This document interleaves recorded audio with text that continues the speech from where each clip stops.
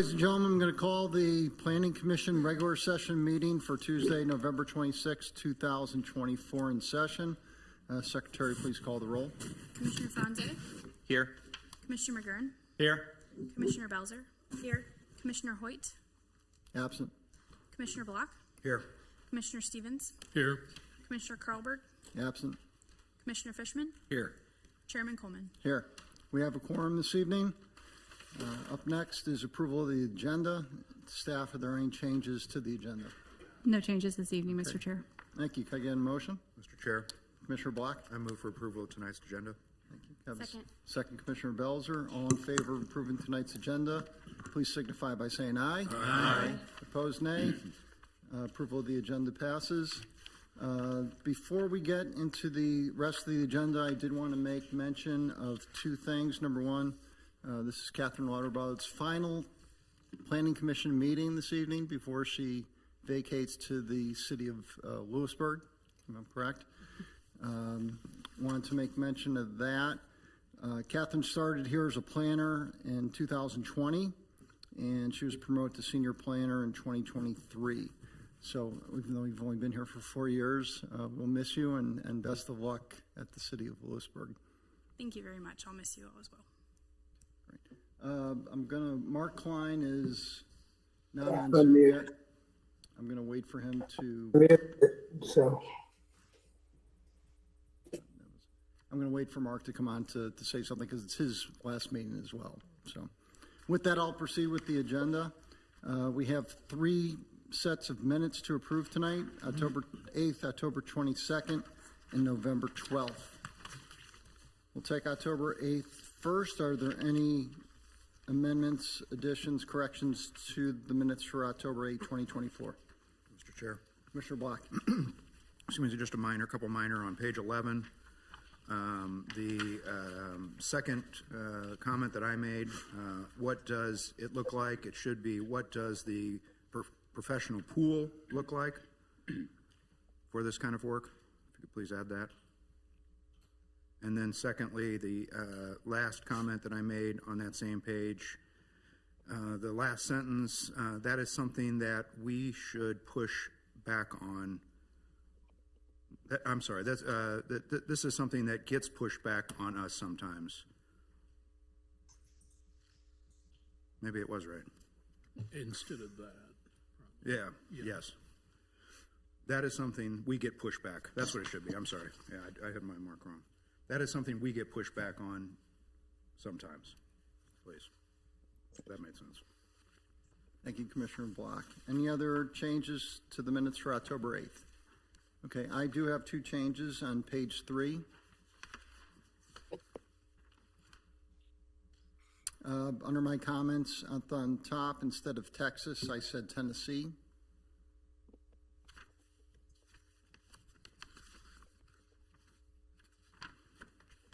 And then on page 19,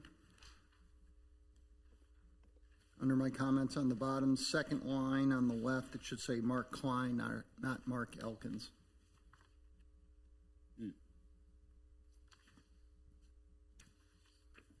On the second line. Third line's correct, just the second line. All right, if there's no additional corrections, can I get a motion to approve? Mr. Chair. Commissioner Block? I move for approval of the October 8th Planning Commission work session meeting minutes as amended. Thank you, Commissioner Block. Is there a second? Second. Second, Commissioner Belzer. All in favor of approving the minutes for October 8th, please signify by saying aye. Aye. Opposed, no. Commission meeting for minutes for October 8th are approved. It brings us to the commission meeting minutes for October 22nd. Are there any additions, corrections, revisions to the set of minutes? Okay. Mr. Chair. Commissioner Block? I move for approval of the meeting minutes from the October 22nd Planning Commission meeting. Thank you, Commissioner Block. Is there a second? Second. Second, Commissioner Franze. All in favor of approving the minutes for October 22nd, please signify by saying aye. Aye. Opposed, nay. Commission meeting minutes for October 22nd are approved. That brings us to the third and final set of minutes for November 12th. Any corrections, revisions, additions to this set of minutes? Mr. Chair. Commissioner Franze. On page 10, there's a comment attributed to me or a question, what's going on with the Oxford Promenade? I don't think that was me, so if you could go back and just see who asked that question. Anybody want to take ownership, or you want staff to just look it up? Nope, okay, staff will look it up. Wasn't me. Mr. Chair, Yes, Commissioner Fishman. on page 11, concerning the discussion regarding siding of residential structures, I did not recall whether or not we took a vote. The minutes do not reflect that we did. Can somebody remind me whether or not we, in fact, did take a vote? This is a work session, minutes from the work session, so there are no votes to be taken. All right, thank you. So your memory's intact.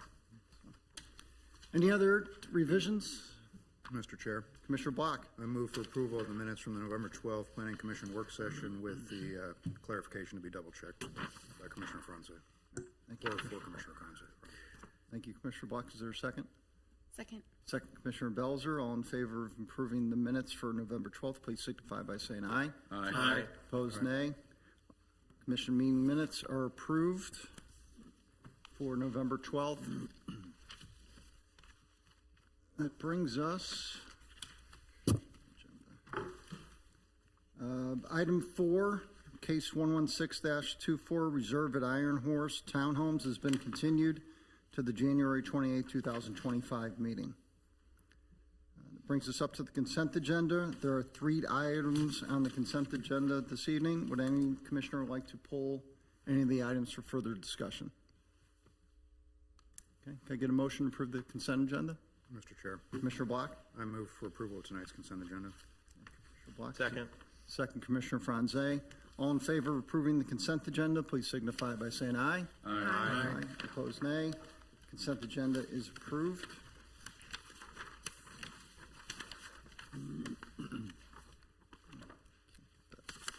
That brings us to new business. First case is case 118-24, City of Leawood Veterans Memorial. Request for approval of a revised final plan located north of Town Center Drive and west of Rowe Avenue. Ms. Lauterbach, I believe that's yours? Yes, it Okay, is. please continue. Mr. Chairman and members of the Planning Commission, this is case 118-24, Leawood Town Center, Leawood Veterans Memorial, request for approval of a revised final plan located north of Town Center Drive and west of Rowe Avenue. The subject site currently houses Leawood City Hall, a plaza space, parking, art pieces, and green space. There are 2 vehicular entrances to this site, both located along Town Center Drive, one to the south and one to the southwest of City Hall. The applicant is requesting approval of a revised final plan for the Leawood Veterans Memorial in front of Leawood City Hall to include the following additions: a granite wall with the 6 U.S. Armed Forces insignia seals, 2 6-foot-tall granite plaques, a new plaza sign, associated illumination, bollards, and new concrete sidewalks. The proposed memorial would be located on the south side of the plaza that is located in front of City Hall. The features of the memorial would be situated on the wall directly behind the flagpoles, as well as to the east and west of the flagpole area. The U.S. Armed Forces insignia seals to be included in this memorial will denote each branch of the military, to include the Army, Marine Corps, Navy, Air Force, and Coast Guard. These, as well as the Space Force. These seals would be constructed of solid bronze, would be 18 inches in diameter, and would be anchored into the concrete wall, sitting in front of a proposed granite portion of the wall. Above the seals would be the words Veterans Memorial. The proposed seals are designed to reflect the official Department of Defense seals and have been reviewed for accuracy by the veterans and members of the Memorial Committee. The darker portions of these seals will be either painted or will be chemically oxidized to create a patina effect and then sealed with a clear coat sealant. There will also be granite below the seals with stars etched into it, and uplighting will be inset into this granite base to illuminate the seals at night.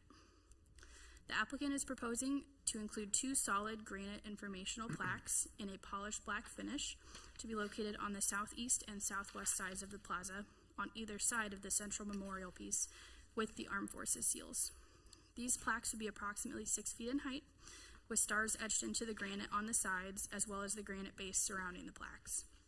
The east plaque will detail a list of the Veterans Memorial founding sponsors, and the west plaque would be inscribed with the U.S. Eagle Seal and the words "Honoring All Who Served," as well as the dedication date of the plaza. These plaques will also be illuminated at night, with lights sitting flush with the ground to match the lights used for the seals. The applicant is proposing the use of 2 different granite finishes for the different pieces of the project, including a polished black granite and textured black granite, as you can see on the material board that's in front of our table here. These different textures will help to differentiate between the main granite surfaces and places where etchings have been made into the granite. New 6-foot sidewalks as well as curb improvements are proposed for the south and west sides of the plaza space to provide a connection from the City Hall parking lot over to the plaza, as well as over to the Johnson County Leawood Pioneer Library. The applicant is proposing to add a total of 1,286 square feet of impervious surface with these sidewalk additions. Along with the new paving on the west side of the plaza, bollards are proposed for the plaza edge on the west side. The bollards will be 42 inches in height and would be placed 16 foot on center. The bollards are proposed to be black to coordinate with the existing light poles on the Leawood City Hall site and would have the ability to be illuminated should that be desired. The primary signage for the Leawood Veterans Plaza would be located on the brick retaining wall on the west side of the plaza, facing the City Hall parking lot.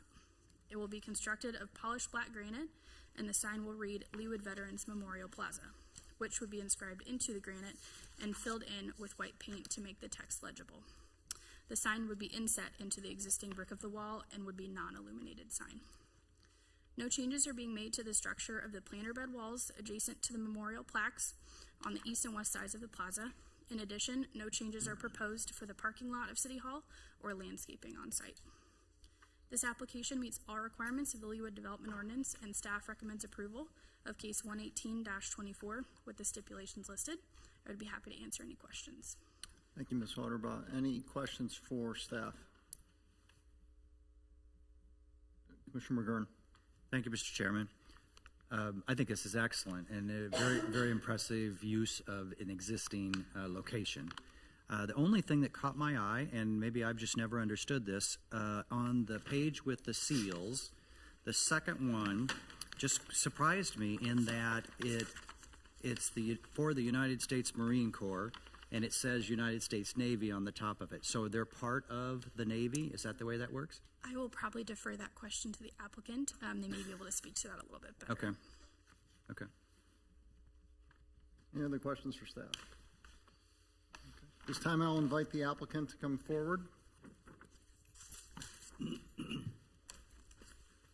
Hi, my name is Melissa Duggan. I'm the Cultural Arts Supervisor for the City of Leawood. And as far as addressing the question, the seals that we have presented are the official DoD seals. So there are a lot of, I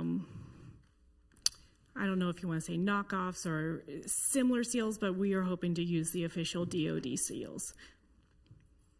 The only thing that seemed odd to me was that all the rest of them, until you get to Space Force, which is obviously part of the Air Force, it says United States of America kind of on the bottom, and it says what you'd expect on the top. And so it just seemed unusual. Maybe the United States Marine Corps is officially embedded within the United States Navy. I don't know that. But that's the way this comes across. That's the way. Okay. That's the way. Got it. Yeah. Mr. Chair, Michelle, just for clarification, the Marines is a part of the Navy. It's a separate division of the Department of Defense under the Navy. Thank you. Anything else to add to the presentation that staff made? I have a updated narrative that I can read that kind of gives you a little bit more background about the Veterans Memorial and how it kind of came together. So, in November of 2023, a group of Leawood residents met to discuss the creation of a Veterans Memorial in Leawood. The group is comprised of members of the Leawood Historic Commission, Leawood Foundation, and citizens with an interest in the project, including veterans, as well as citizens with connections to other civic organizations. It is led by the chair of the Leawood Historic Commission due to the historical importance of veterans to the city. The objective of the Veterans Memorial Residence Group is to create a memorial dedicated to all veterans, past, present, and in perpetuity, who serve or served our country in war and peace, as a token of appreciation from the citizens of Leawood. All 6 service seals depicting the branches of the military are included in the design. Leawood has been a home to veterans since the beginning of Kansas, by homesteaders receiving benefits of land due to service in the Civil War. With the help of the GI Bill, veterans of World War II established the city of Leawood. Today, nearly 1,500 residents are veterans. The group anticipates that the memorial will be used for education about our country's freedom from the Revolution to today, for children and adults with programs for schools, scouts, library, or churches, and also for civic education in coordination with the city government.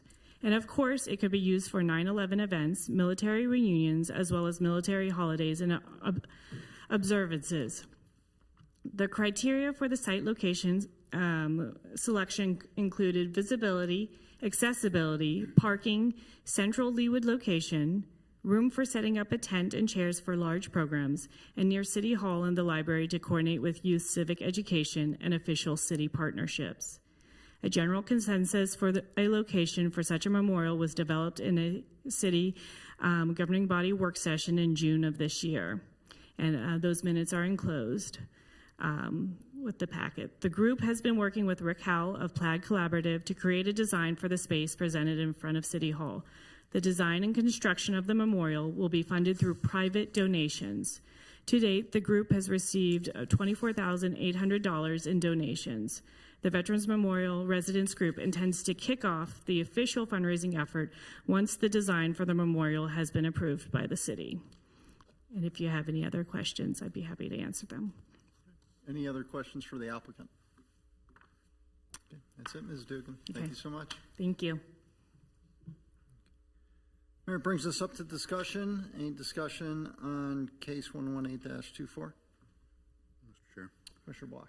Kind of maybe similar to what Commissioner McGruin started to say, kind of about it. I think it's a nice project. It kind of got me more excited, I guess, as I read on and read that narrative was part of our packet and seeing some of the renderings and also understanding the governing body's discussion on the topic, because it was kind of a new topic to me, and I think that the citing of it made a lot of sense, which is, I think, consistent with what they had come up with in their work session. So I appreciate it. Thanks. Thank you, Commissioner Block. Any other comments, discussion? Okay, can I have a motion? Mr. Chair, Commissioner Block. I move for approval of case 11824, City of Leawood, Leawood Veterans Memorial. Second. Second, Commissioner McGurran. Any discussion on the motion? Okay, all in favor of approving case 118-24, please signify by saying aye. Aye. Opposed, nay. Case is approved and moves to the governing body. Thank you, Ms. Dugan. All right, that brings us up to case 9324, Iron Horse Center, Iron Horse Bar and Grill Outdoor Patio. Request for approval of a revised final plan located south of 151st Street and east of Knoll Avenue. Ms. Cricks, you want to start us off? Thank you, Mr. Chair. Michelle Cricks, Leawood Planning Department. Before Cameron starts her presentation, I'd just like to say a few words about the project. Tonight's application is the result of months of conversation and work between the fire marshal, code enforcement officer, planning staff, the business owner, and their design team. As noted in the staff report, there are multiple alterations to the patio that did not receive a final plan approval or obtain a building permit, and improvements were made by the previous tenant of that space and the current tenant. What we would like to do tonight is rectify that situation, bring the site into compliance with the Leawood Development Ordinance, with building code, fire code, and the Iron Horse Center design guidelines. The alterations noted in the staff report, made to the patio, were first noticed by the Leawood Fire Department, who was at the development for a separate matter, but noticed a circumstance on the patio that did not meet the city's fire code, prompting the fire marshal to reach out to the code enforcement officer to determine what has been approved on the patio. It was that point where the extent of the changes to the patio without staff's knowledge became clear. Over the course of this process, the applicant has diligently worked with staff towards a resolution. Additionally, the business owner has been extremely responsive to concerns that when they were brought up by staff. And as I've stated, this application before you this evening is for a recommendation is to rectify all these issues, to continue to work with the fire marshal and staff, and to allow the Iron Horse Bar and Grill to continue to be a successful business in South Leawood. Okay, thank you, Ms. Cricks. Ms. Ewing, this is your case. Okay, proceed. Thank you. This is case number 93-24, Iron Horse Bar and Grill patio, outdoor patio, excuse me. Iron Horse Bar and Grill is located within a multi-tenant building. This is on Lot 2 of the Iron Horse Center development. This subject tenant is a combination of retail and restaurant uses. The tenant space is approximately 3,300 square feet in size and also includes 2,500 square feet of outdoor patio space.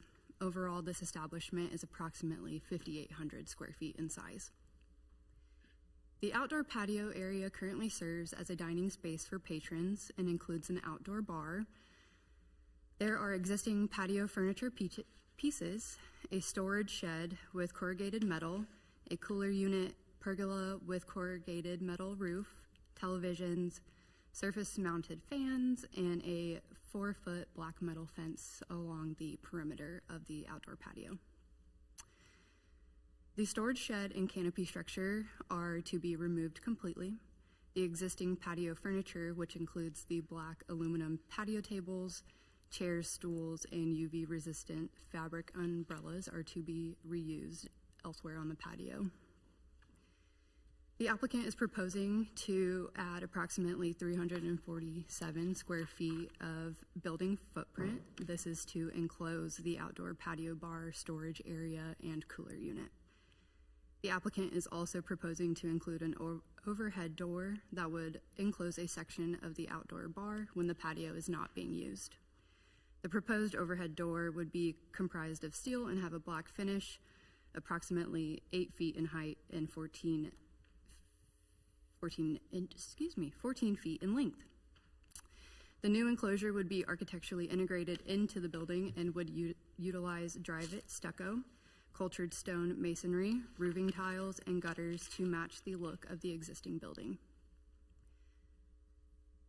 The applicant is proposing a custom gable roof structure with a scissor truss in place of the existing roof canopy structure. The height of the structure would be 13 feet. The trusses would be stained in a clear finish for weather protection. For roofing, the applicant is proposing a custom-made concrete flat style tile from VHR in the color cocoa brown, and that would have a rough finish. The Iron Horse development design criteria does call out a specific concrete tile from Stonecrest. However, that company is no longer operating, so the applicant was unable to find that material. They're proposing a custom-made tile that would match the existing tile on the building. The existing wood columns would be reused and painted black and also sealed for weather protection. These columns would be furred out and enclose the new downspouts for the canopy. The applicant is proposing to use barrage metal coils in the color aged bronze for the proposed gutters, and that would match what is existing on the building currently. Due to the original stucco that is faded on the building, the applicant is proposing to custom match the Dryvit stucco that they will be utilizing in this project.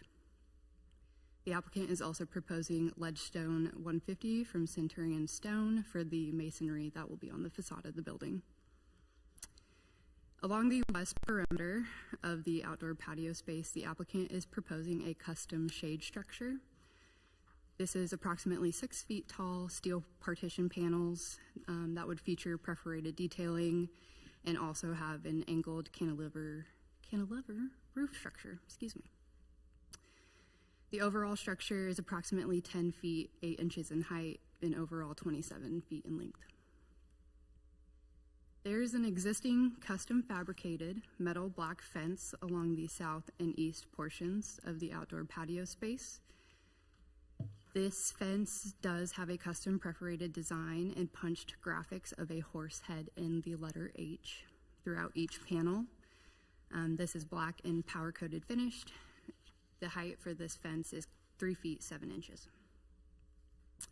For shelving and counters, the applicant is proposing Corian solid surfacing, a warm off-white color for the shelving and the tabletops. For the backsplash, porcelain tiles from Conrad Brick, and the color Stark. This is a speckled charcoal color. And then elsewhere on site, the applicant is also proposing to include 5 ceiling-mounted fans, 16 wall-mounted fans, and 8 beam-mounted electric heaters. For lighting, the applicant is proposing to add wall sconces, track lighting, and LED lighting. The LED lighting would be located underneath the counter of the outdoor bar.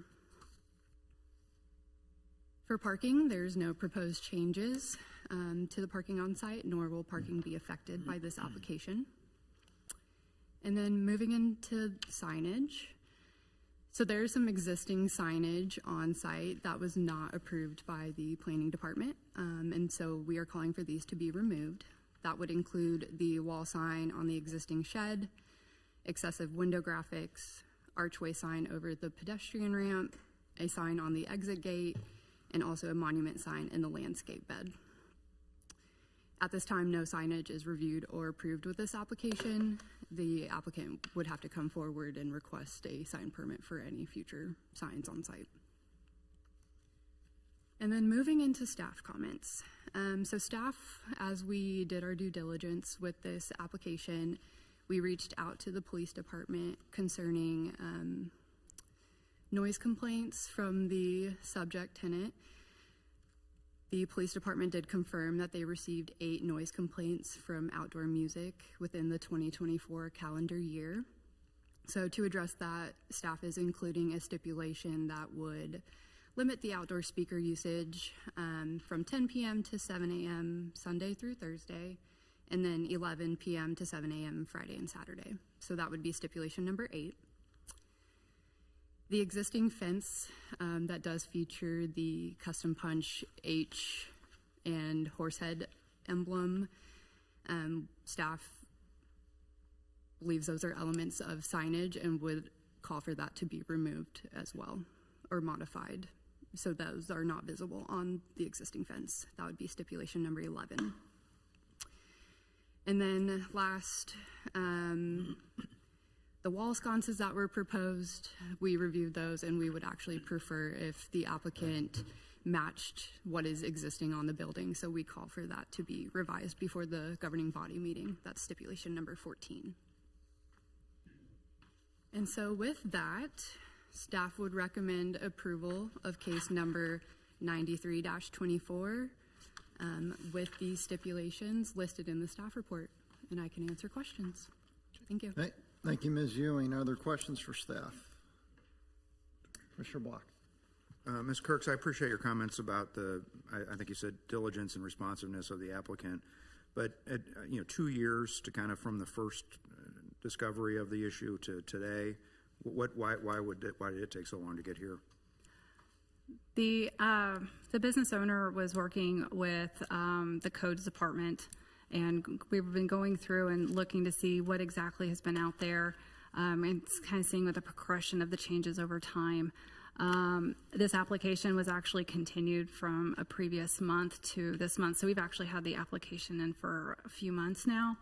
But as we were continuing to work through some of the proposals by the applicant, that's why it's now taking to this point. But we have been working with the design team, going through design guidelines for Iron Horse Center. They've come forward with a few different proposals for the site, some of which staff had rejected because they didn't meet like sign criteria or the sign ordinance overall. So we've been working through a lot of different kind of ideas as they were wanting to get this site rectified, but also come through with a design that meets their character and what they were wanting to bring forward. So it has been a lot of several meetings with staff and going through, talking through a lot of different criteria standards, requirements to get to the point where we're at. So they haven't been idle. They've been working with the code enforcement officer, and the code enforcement officer has been working with them to keep them out of court and keep them open and operating. I appreciate, Mr. Chair, one more. Go ahead. And I don't know who this is to, but, so I guess how does should a business owner know that when they, add something to the exterior, I mean, I don't know if, and I'll ask the applicant the same question, but I mean, is there something kind of, as they get their business license, is there here that they would know that, if they add stuff to the outside or the front, or, that they would know that they need to come to the city to ask for this or not? I guess I'm just trying to understand, how do we not have this happen to someone else elsewhere, or, should they have known that they needed to ask for permission before, bringing it to this point? And that's a good point. And that's probably a conversation we can have with the business license office, that see what kind of information is being given out, and kind of stress to new business owners as they're coming into the city that any exterior changes do require, and them to come talk to the planning department, and any changes may require also, even though it may not require a formal application through the planning commission, city council, it could be actually a requirement also to just get a building permit. And that's actually a good point, and we can definitely take that back and talk to the city clerk and see what information is being presented to the business owners for future, so we can kind of curb this before it gets to this point. Thank you. Any other questions for staff? Commissioner Belzer?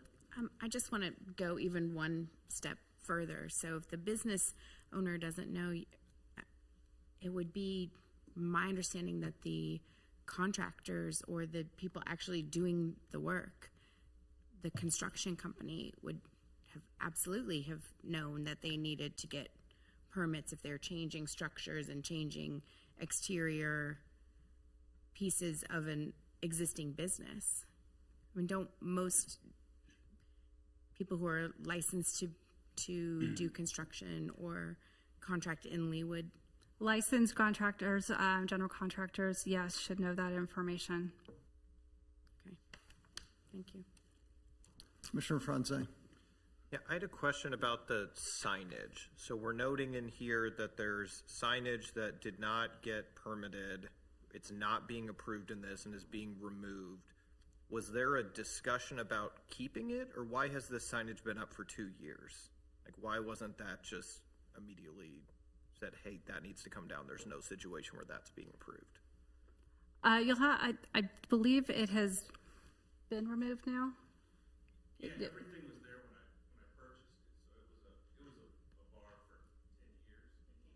Okay.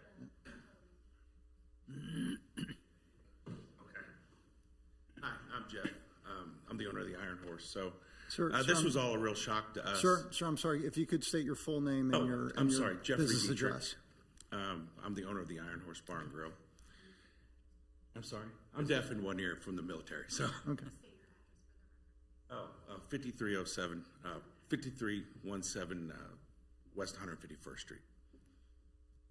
Sorry, so this was all a big shock to us. So I took over the space. I'm a new restaurant owner. It's been a restaurant for 30 years.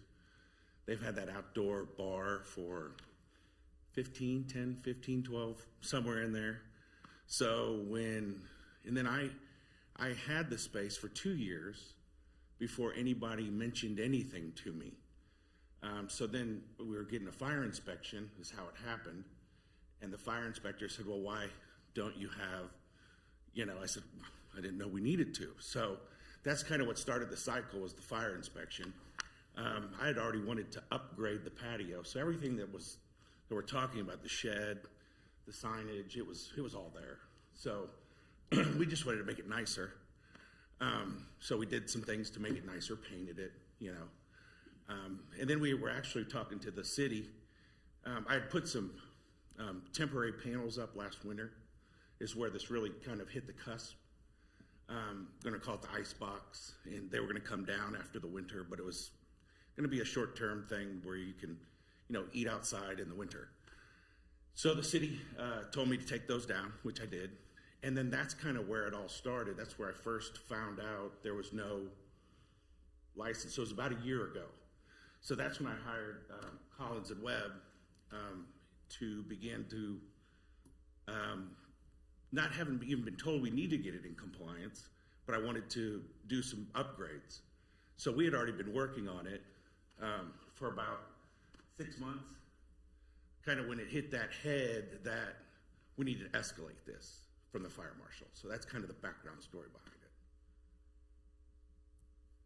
Thank you, sir.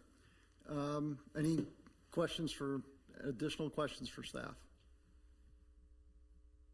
Okay.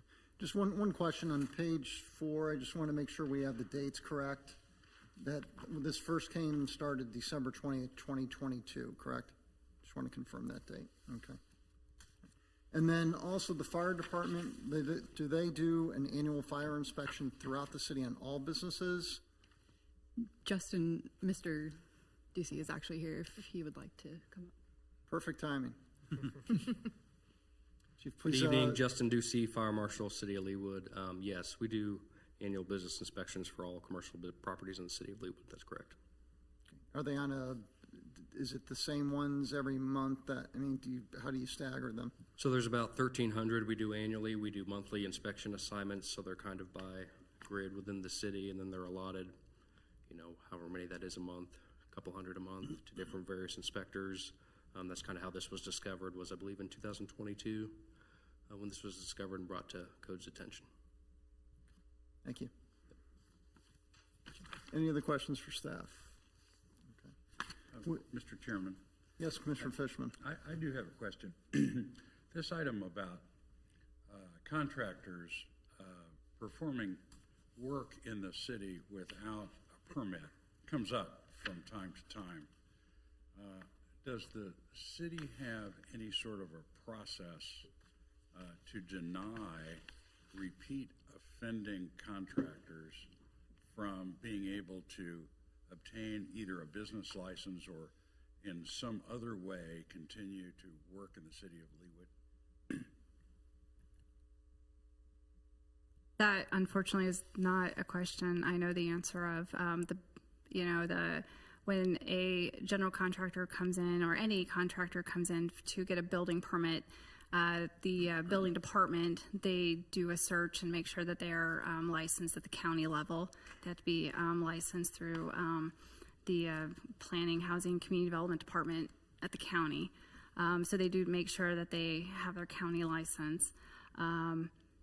But I don't know if beyond that, if they're continuing to do work within the city of Leawood without pulling proper permits. I don't know what their avenue is to continue to allow them to do business or to deny them. Thank you. It's maybe something that the Planning Commission would need to take a look at to establish some sort of a process to prevent recurring offenders from continuing to do work in the city without a permit. Just a suggestion.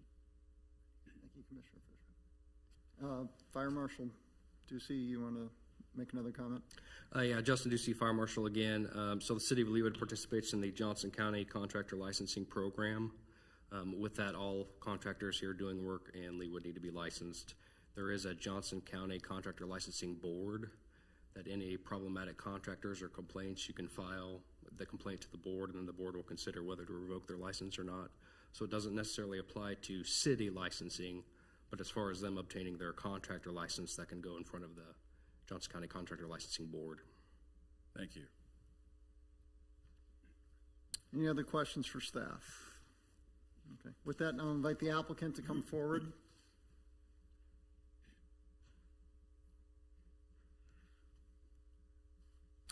Hi, my name is Addie Forden with Collins Webb Architecture.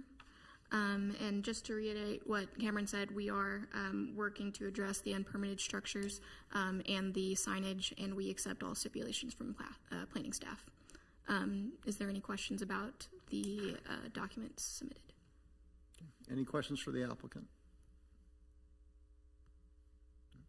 I have one question. How long have you worked on the project for? Has your company worked on the project? For about a year and a half, maybe pushing a year and a half. Okay, so you don't go back to the beginning when they purchased the property, there was someone else that was involved with that? No. We weren't involved in the project and when he purchased it in 2020. All right, thank you. Thank you. Is Pete part of the applicant? Oh. Please state your name and business address for our records. Yes, Sam Collins, Collins Web Architecture, 307 Southwest Market Street, Lee Summit, Missouri.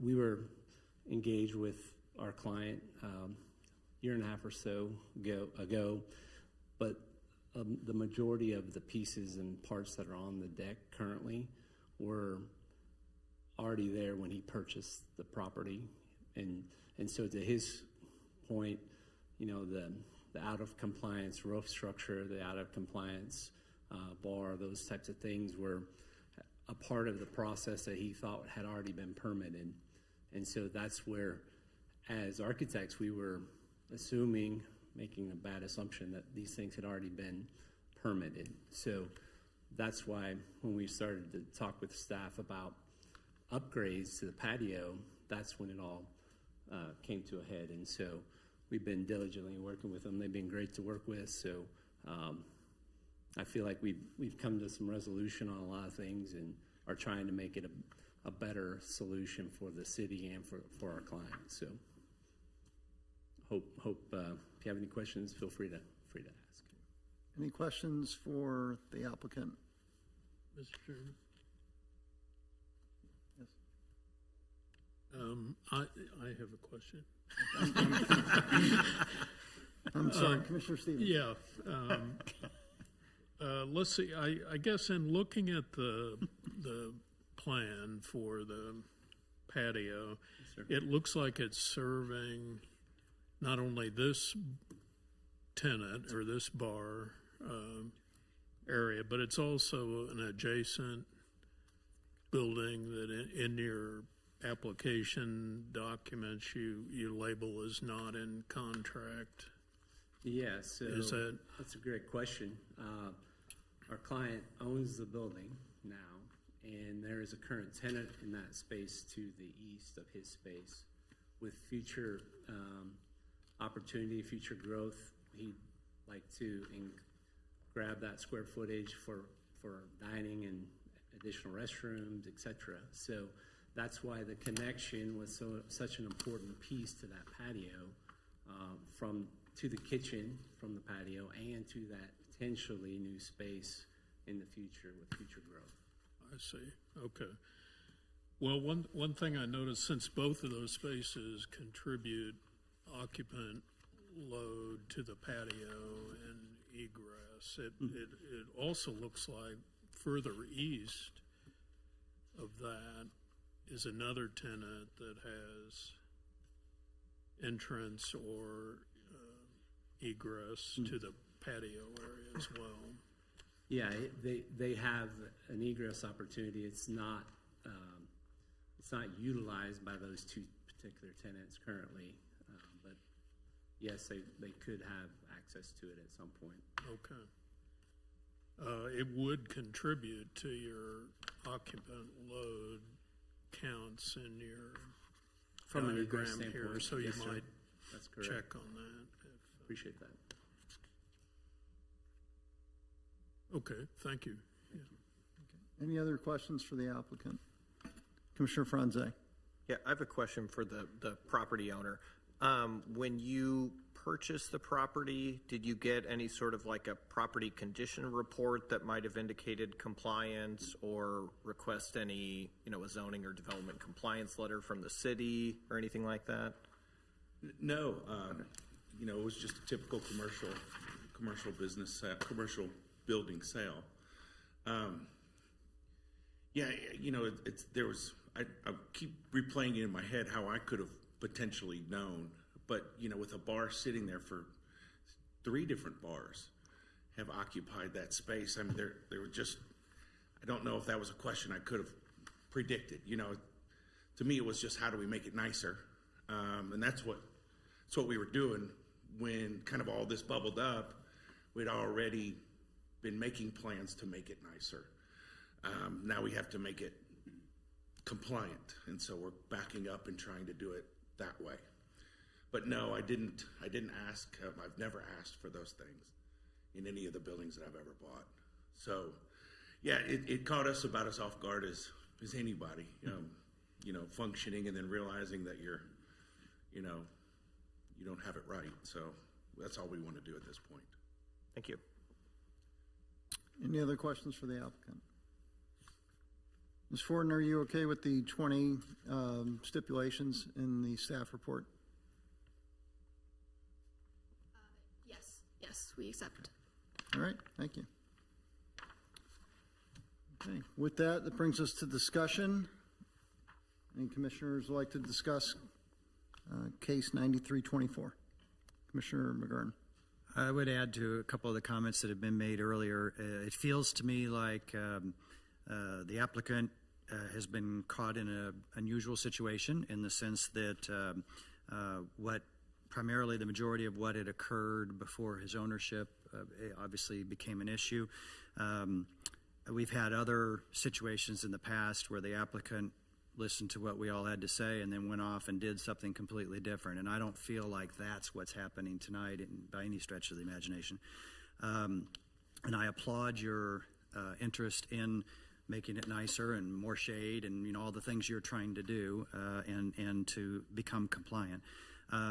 It feels to me like this is less of an issue with the applicant than it is an issue in how the city handles this. And when I looked at this over the weekend, the question that popped up into my head is, how often do we relay to business owners the standard requirements that would cause anybody to recognize that they have to come before the planning department, the planning commission, and the governing body on any of the major listed achievements that they would attempt to do at their location.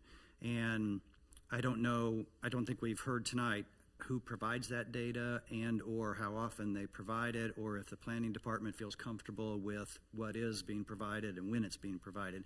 But it seems to me that that process improvement is the major thing that comes out of this whole conversation, because it obviously just doesn't seem to be working. And to not catch it in 2020 or in 2021 or in 2022, I mean, it just seems very awkward that it's languished this long. And in my opinion, the applicant is not the at fault from that standpoint. And I'd like to understand better how we communicate as a city and who's responsible for that and when do they do it and how often does it happen, for future reference. It might be a good topic for a work session in 2025. That could be awesome. Yep. Yeah. Ms. Cricks, I'm sorry, go ahead. And just to follow up on Commissioner McGurn's point and what's been said tonight, those are good points that we can talk to the city clerk about. Since the business license actually come out of the city clerk's office, we can talk with them and see how information is being disseminated to new business owners within the city of Leawood, so there's an understanding that we need to get sign permits, that we need to have exterior work needs to be done by a licensed contractor, that they need to make sure they're pulling their, they get their exterior improvements are approved by the governing body after recommendation by this board, pulling their building permits. So that's definitely, those are good points, and we can circle back with the city clerk to see how information is getting disseminated. And then we can also follow up with the building official about what happens then on the backside. If we're starting to get complaints, how is that being then taken care of then through the county contractor licensing board? Thank you. Any other comments? Commissioner Block. This is kind of my neck of the woods. I don't unfortunately visit as often as I probably should, but I do drive by quite a bit, and the parking lot's always full, so I see that as a good sign. As the owner said, I know there have been a couple other restaurants that, for whatever reason, at least the one right before you maybe wasn't as successful. I don't know about the one before that, but that you've been able to make a go of it down there, I think is admirable, and and I think at least I'd like to help you continue that. I think these are nice improvements to improve the space. There aren't very many restaurants down our way in this part of the city. Again, it's, as it was kind of stated, it's unfortunate, I guess, that we're finding our way here. But knowing that you're a small business, I don't know anything about you or, where you came from or how many of these you have or anything, but I appreciate that this is a big expense. I mean, going through this for a year and a half, to come in compliance. I understand you wanted to make your restaurant nicer anyway, but, I think we probably made you jump through some hoops that you wouldn't have otherwise. And I do appreciate that you're doing that. Maybe just quick, I don't know if some of the people in the audience are here for this or not, but, the noise, I think, and I know that was a stipulation. I'm on Nextdoor, which is the app, and I kind of scroll through those. I've seen some of those comments. I appreciate that you accept the stipulation on that front, to hopefully be a good neighbor to those folks that might, be within earshot of your restaurant. And that's all I have. Thank you. Thank you, Commissioner Block. And any other? No, I'm sorry. Any other discussion items for this particular case? Commissioner McGurn. I'd just like to bring up the discussion item that was referenced once before. It appears to me that a tremendous amount of money has been spent on the fencing, if you will, that you can see in those photographs. And the H and the horse's head that are being referenced as the reason for removal of all of that appears to be overkill to me. That is, to some extent, it's fairly minor. It's not terribly visible. It certainly isn't visible from the street or anything. We have had people in the past that, as I referenced before, that have gone off and done things that we specifically told them not to do or specifically referenced that had to be done or not be done. And then when they came back and asked for forgiveness, we allowed that to remain the way it was. I'd like to hear a brief discussion about how we feel about that fencing remaining and not being removed and replaced with something that maybe looks the same, but every once in a while doesn't have the H in it.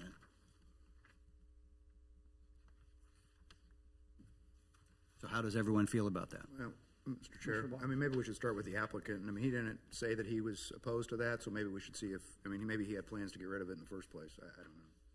Would you like to get the applicant up here? Sure, please. Please. Ms. Ewing. And this would be in reference to stipulation number 11. Yeah. Just want to state that. Thank you. I just want to say thank you. Please, that would help me out greatly if you would allow me to keep the fence. Any idea what the cost associated with tearing all that out and replacing it all might be? $75,000. Okay. Those are 90 pound. The fence was falling, so we just replaced it with what I didn't know. I should have got a permit for that. I'm sorry. There was a fence there. We replaced it with those are 2.5 feet in the ground. Those are 90 pound custom fabbed panels, steel welded in. So if I could be allowed to keep the H, that would be so helpful in all the costs that we've gone through so far. Let's see what everybody thinks. Commissioner Franze. I just have a question on the process for that for staff. So staff has determined that that is a sign. And so would we be approving a sign plan, and is there one attached, or would we be determining that it's not a sign? How does that work? In staff's opinion, the fence has elements of signage, and in looking through the Leawood Development Ordinance on different definitions of different types of signs, we kind of came to the landing that this was considered a freestanding sign, which in 16-9-257, so it's in Article 9, which is our definition section, we define it as a freestanding sign as any sign supported by structures or supports that are placed on or anchored in the ground and that is independent from any building or other structure. So it kind of fell into that. Now, you as a board can make a determination that you don't feel it meets the standard of a sign. And you can choose, if you want, to recommend to remove that stipulation and take that recommendation forward. We'll take your recommendation forward to the governing body. And so would we need to just remove that stipulation, or would we have to amend it to say that we are determining that that is not a sign? You would be recommending basically to remove stipulation 11 to keep the fence in place if that is what the board chooses. Okay. And we don't need a sign plan or anything added to this to do that. If you want to determine that it's an architectural element instead of a sign, then that's maybe the discussion that the board should have. Okay. Thank you, Commissioner Franze. Any other discussion? Anyone like to make a motion? Commissioner McGurn. I would like to make a motion that we approve Iron Horse Center, Iron Horse Bar and Grill, Outdoor Patio, revised final plan with a case number of NC 9324 with removal of stipulation 11. Second. Second, Commissioner Franze. Is there any discussion on the motion? Okay. All in favor of approving case 9324 as amended, please signify by saying aye. Aye. Opposed, nay. Case is unanimously passed and goes to the governing body. So it Thank you goes very to the much. governing body with 19 stipulations. Yes. Correct. Thank you very much for your time and coming in. Okay, that brings us to case 117-24, Church of the Resurrection, Student Center and Chapel, request for approval of a final plan located south of 137th Street and east of Knoll Avenue. Ms. Ewing, this is yours as well? Yes, it is. Okay, please proceed. Thank you. On the dais in front of you, there's actually a memo regarding this case. Staff is recommending a revision to the list of stipulations for this case, specifically to remove stipulation number 13 due to redundancy, therefore reducing the number of overall stipulations to 19 instead of 20. This stipulation reads, all landscape open space areas shall consist of a minimum of 60% living materials. It was accidentally duplicated within the staff report, so we're just asking for that to be removed entirely. Okay. This is case number 117-24, Church of the Resurrection, Student Center and Chapel Edition. The applicant is requesting approval of a final plan to allow for minor modifications to the facade of the Student Center, construct a new 7,000 square foot chapel addition, and site improvements for the Church of the Resurrection located at 13720 Rowe Avenue. The Church of the Resurrection's preliminary plan for the overall development was initially approved in 2001. That was updated in 2013. That is the most recent approved preliminary plan for the overall development. The phasing plan that was included from that 2013 case identified the future chapel, which is included in this application. Originally, it was anticipated to be built 10 to 15 years after that was approved. We're at 11, 12 years right after, so we're in that good spot. At the time of the preliminary plan was approved, that future chapel was initially proposed, at 14,000 square feet in size. And then the location of the proposed chapel addition has slightly shifted northeast from that original plan.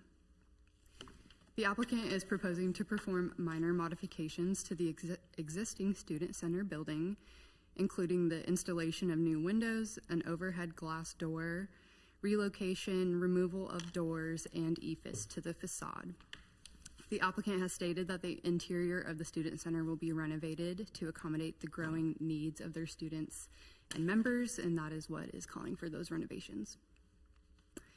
Due to the interior renovation that would be taking place, 3 exterior doors are proposed to be removed entirely and then patched with EIFS to match the existing facade. 2 of the doors would be located on the west elevation, and then the other door is located on the south elevation. The applicant is proposing to install new glazing on the north elevation. This would be approximately 20 feet by 30 feet overall.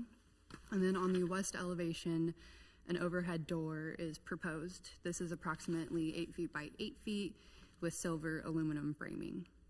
And then that overhead door would have the ability to be raised and lowered to allow for that student center to kind of open up to the future playground that was approved earlier this year. The applicant is also proposing to construct a new chapel addition that would be approximately 7,000 square feet in size and structurally attached to the existing building B. This proposed chapel addition is generally oval shaped and would extend southeast from the facade of building B. The chapel addition would be intended to look like the existing main sanctuary on site with design, color, and materials. However, the addition would mimic the sanctuary on a smaller scale. The overall height of the new chapel is proposed at 48 feet, and this would be measured from the floor grade to the top of sails.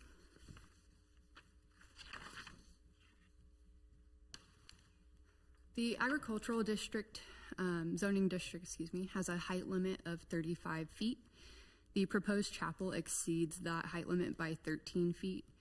However, per section 16-2-4.7 of the Leawood Development Ordinance, the proposed height would require additional setback requirements to allow for that exception. And the setbacks that are provided meet the requirements of section 16-2-4.7. The applicant has stated that they intend to install a permanent stained glass window internal to the curtain wall of the proposed chapel addition. While this has not been designed yet, the applicant anticipates this stained glass window to be installed by the time the overall project is completed. The materials for the chapel addition would be the dolomite masonry, which is a natural limestone, stainless steel panels with non-directional flash, and 3 types of curtain walls that would be frosted glass, clear vision, and back painted spandrel. And that back painted spandrel is being utilized to block utilities from pedestrian eyesight. And the applicant has also stated that no rooftop mounted utilities are proposed with this application. All equipment would be located internal to building B. Immediately south of the proposed chapel addition is a exterior patio. This patio is not intended to be a gathering space. It is intended to be an area for group wedding photography. Therefore, no furniture is being proposed for this patio. To the south of that, there is a proposed retaining wall. This would be approximately 30 inches above the finished floor level, and this would help to screen vehicle headlights from shining into that chapel addition. The retaining wall would be constructed of the dolomite limestone as well to mimic the design that is on the chapel addition. And then the applicant is also proposing to install a sculptural cross in the landscape bed to the south of that exterior patio. This cross would be 28 feet 6 inches in height, constructed of stained oak and custom made for the site. The existing parking lot that is to the south of building B would need to be reconfigured to fit the chapel addition on the site. The new configuration would wrap around this proposed chapel addition and also include a drop-off lane at the main entrance of building B. The applicant is also proposing another drop-off lane to the east of building B. This is a secondary entrance and exit to the building.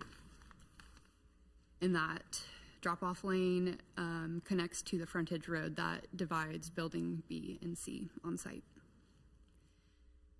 There are 8 proposed parking spaces that would be dedicated to future EV charging. At this time, they would have the conduits installed for the possibility of installing the charger system in the future. The Church of the Resurrection does have a parking agreement with Cornerstone of Leawood, which is located to the north just across 137th Street. They do have 458 parking spots included in that agreement, and they also do have 203 parking stalls that are land banked on site to accommodate if there's a need for future parking in the future. The applicant is proposing to plant a total of 463 plantings on site. And this is a mixture of deciduous trees, evergreen, ornamental trees, shrubs, perennials, and ornamental grasses. And then for lighting, the applicant is proposing to add 36 uplights along the perimeter of the chapel addition, 25 bollards around the pedestrian sidewalk connections, and then 4 uplights in the landscaped area to highlight the chapel addition as well. And then regarding staff comments, we did reference the large stained glass window that would be a part of the chapel addition at a future point of time. We would require that to come back for a final plan, so this body does have a chance to see that. But with that, staff does recommend approval of case number 117-24 with the 19 stipulations listed in the report. And I can answer questions. Thank you, Ms. Ewing. Are there any questions for staff? Commissioner Block. Mr. Chair, the stipulation 4, which you just mentioned with the stained glass, if that is 4 feet interior to the building, why is that a stipulation? I thought my understanding of my time on the commission was that anything interior to the building was not subject to our approval or disapproval. This would be similar to the large stained glass window that is several feet behind the curtain wall for the primary chapel that faces out on 135th Street. That stained glass also came through this board and went to the governing body for a final determination. We're just following that same protocol. And I guess I asked because, I mean, there's a bank on the corner of 119th and Row, and, it's a large sign, it's inside, and we didn't approve that. So I understand the precedent in this case, but do you know what the back history was, why some are and some aren't? I'm trying to remember, I think that was 2015 of why that determination was made, and it was by the director before Mark. I think it was just due to the size and the visibility of the stained glass that, and it's intended to be illuminated and can be visible from the outside, and to be kind of a statement piece for the building, which is why I guess that was terminated, excuse me, by the director at that time to bring that stained glass through the review process. So we would just we're just following that same step that was done before. Okay, thanks. And then one more, Mr. Chairman. And then in the fire marshal's memo, I don't know if we've just been spoiled here in the recent past, but it seems like he's gotten a response and includes those, in our packet. And this one's about a month old. Is there any thought that the applicant either doesn't agree or doesn't want to make these changes, or any feedback on that? The memo was followed accordingly. That was my mistake. I should have asked for an updated memo, but that's okay. Okay. I will send That's this back okay. to the fire marshal before the governing body meeting. Thank you. Mm-hmm. Any other questions for staff? Okay. With that, invite the applicant to come forward.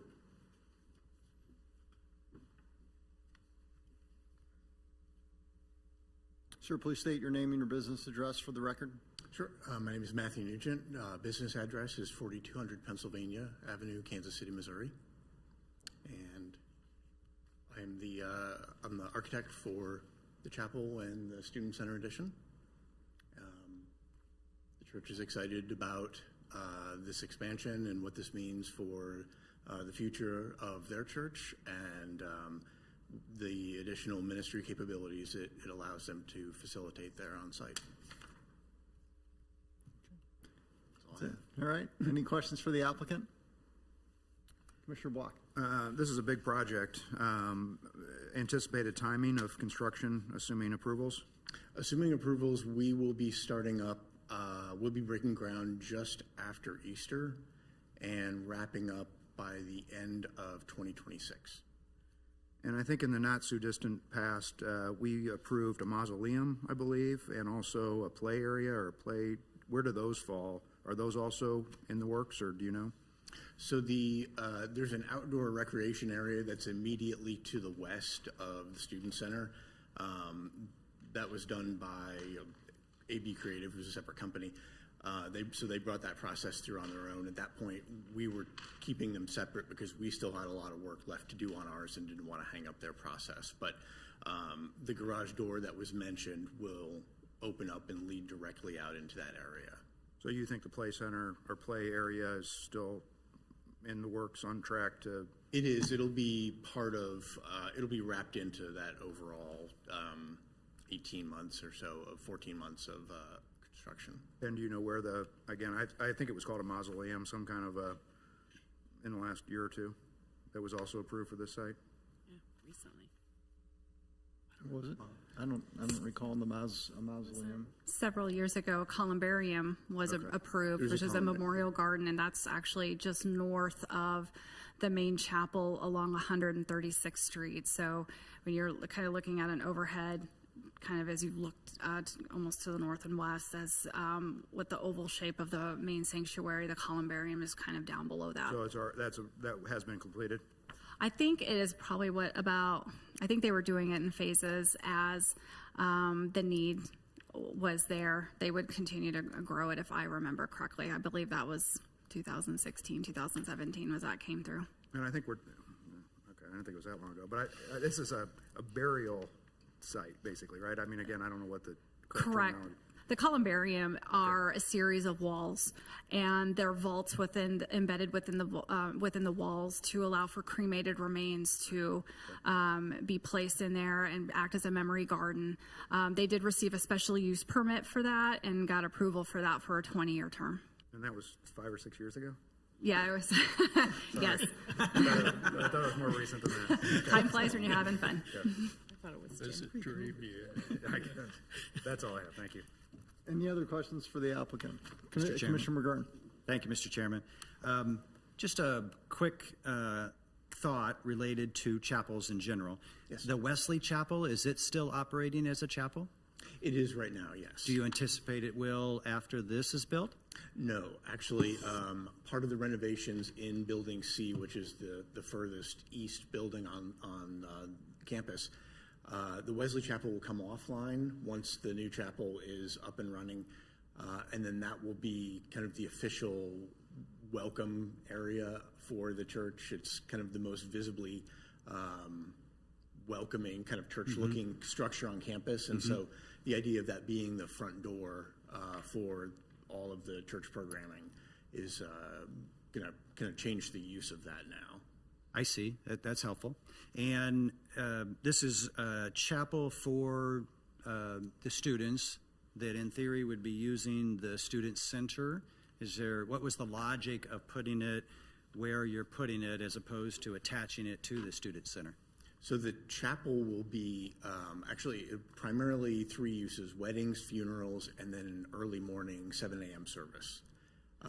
There's a smaller chapel inside of the Building C that we'll be doing as part of this work that only seats maybe 30 to 40 people. But the main use, if you go to something at Wesley now, there are weddings and funerals of about 200 to 300 size. That'll all be moved over to the new chapel. So students are obviously welcome, but it's primarily for those 3 uses. Now I get it. Thank you very much. You're welcome. Thank you. Any other questions for the applicant? Just want to make sure you're okay with the 19 stipulations as presented by staff. Say again? Are you okay with the 19 stipulations as presented by staff in the report?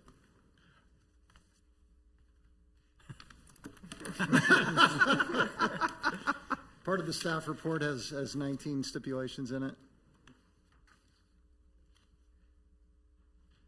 Yeah, because 13 was removed. Yeah.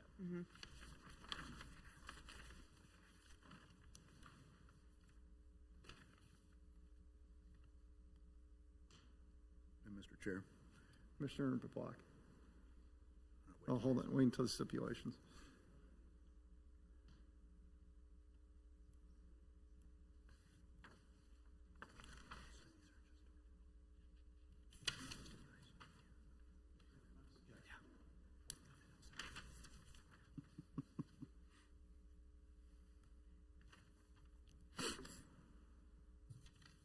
These are all fine. Okay, good. Thank you. Excellent. Commissioner Block had another question. And then also, I guess, are you in agreement with making the changes outlined in the fire marshal's report?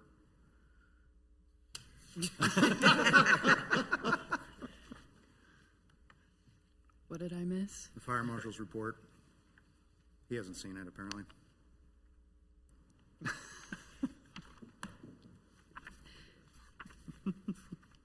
Let's see.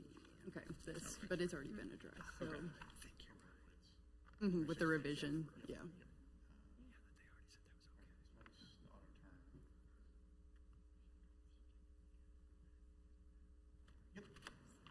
Thank you. We're okay with those two. Okay. Any other questions for the applicant? Okay, thank you very much for your Thank you. time. Appreciate it. Okay, that brings us to discussion on the case. Is there any discussion by the commission on case 117-24? Commissioner Block.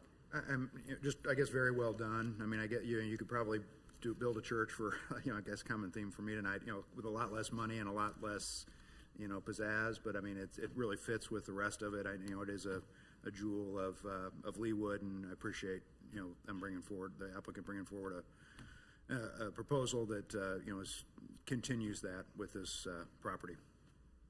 Thank you, Commissioner Block. Any other discussion?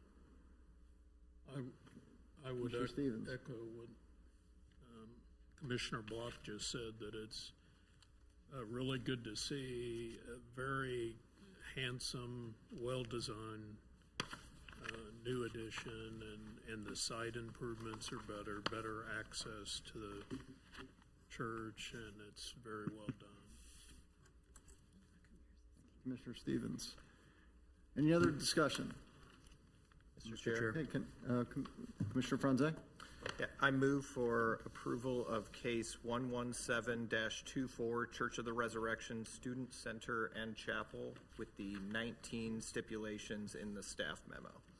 Second. Second, Commissioner McGurran. Any discussion on the motion? Okay, all in favor of approving case 117-24, please signify by saying aye. Aye. Opposed, nay. Case 1124 is approved to the governing body. Mr. Chairman? Commissioner Can I ask a McGurran. procedural question? The thing that surprised me when I opened that up over the weekend was that it didn't require a public hearing. What is it that would force something like that to require a public hearing or not? I believe because it's already a final plan that it doesn't need a public hearing, but I'll defer to staff on that. That is correct. This was a final plan per the Leawood Development Ordinance, final plans and final plats, tenant finishes, they don't require a public hearing. It's the rezonings, the special use permits, the preliminary plans, and the preliminary plats that do require a public hearing. In this case, the preliminary plan that was approved back in 2013 had a sunset of 2 years, and then they came back with, before that 2-year period came terminated, and came back with their final plan. And so over time, that final plan, they've continued to they built the primary sanctuary, they came in with the columbarium, they've done improvements, and so that final plan has continued to stay alive, which is, I can't think of a better term for that. And so that final plan really never sunset. So now with the preliminary plan showed the sanctuary, which was actually a 14,000 square foot sanctuary when it was approved back in 2013. Now they're coming back with that smaller chapel to kind of complete that final, or complete the preliminary plan that was approved. So that's why we were able to jump straight to a final plan. They actually reduced the building size. They're not increasing it. If they were increasing it more than 5%, that would actually kick it back to a preliminary as well. But because they reduced the building size, they just they shuffled it around a little bit, moved it. That didn't raise any red flags. It's still in the same general location as it was approved with the preliminary back in 2013. So this is why we were able to keep it as a final plan. That helps. Thank you. Okay.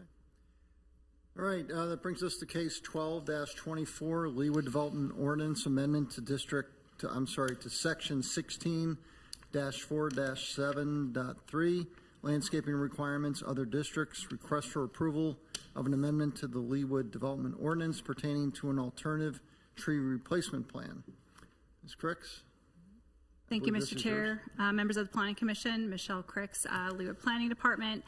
This is case 1224, a Leawood Development Ordinance Amendment to 16-4-7.3, which is the landscaping requirements and other districts section, which proposes an alternative means of complying with the city's tree replacement requirement for new development in those rare circumstances when a developer is unable to meet the 1-to-1 inch caliper ratio for tree replacement outlined in the Leawood Development Ordinance.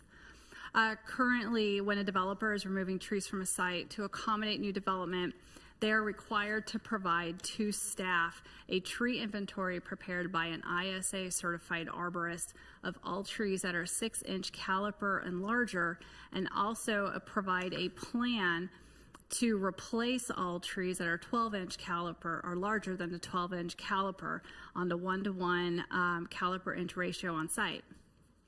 Now, the development ordinance does provide for some exceptions to that requirement. Some of those exceptions include any trees located within an internal private or public road, street network, trees located within a utility easement, within any sort of stormwater detention or retention, or any trees on a list that the city has that's considered an undesirable, or any trees that are rated by the ISA arborist that are in poor condition, that are dying, or are considered hazardous. The Leawood Development Ordinance does provide for some relief from this requirement, which was adopted in 2019. When the number of qualifying trees exceeds 132-inch caliper per acre of development, and one of the city's arborists determines that there is insufficient space on site to replant the required number of trees, the governing body has the ability to approve a replacement of trees larger than 12 caliper at a rate of 50% of what the required amount would be. But as we continue to work through this, staff has recognized that even with the exceptions outlined in the Leawood Development Ordinance, there may be some limited circumstances when the tree replacement requirement cannot be met due to some site constraints, such as topography, whether there's any existing easements that could restrict development within that easement, or an existing road network.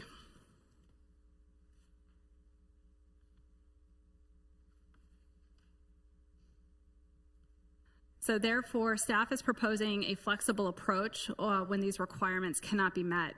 An alternative plan, when determined by the city's park superintendent or their designee, that insufficient land is available for all the required trees under the tree replacement requirement, they may propose by the applicant in the form of a development agreement, which could provide a more innovative approach to meet the spirit and intent of the Leawood Development Ordinance.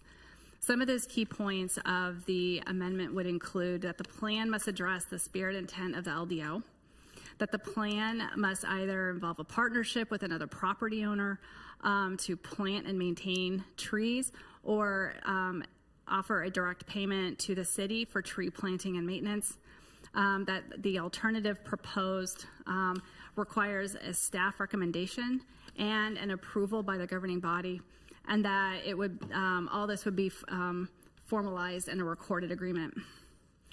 Ultimately, the alternative plan would demonstrate a creative solution to meet the city's landscaping goals while accommodating unique site constraints.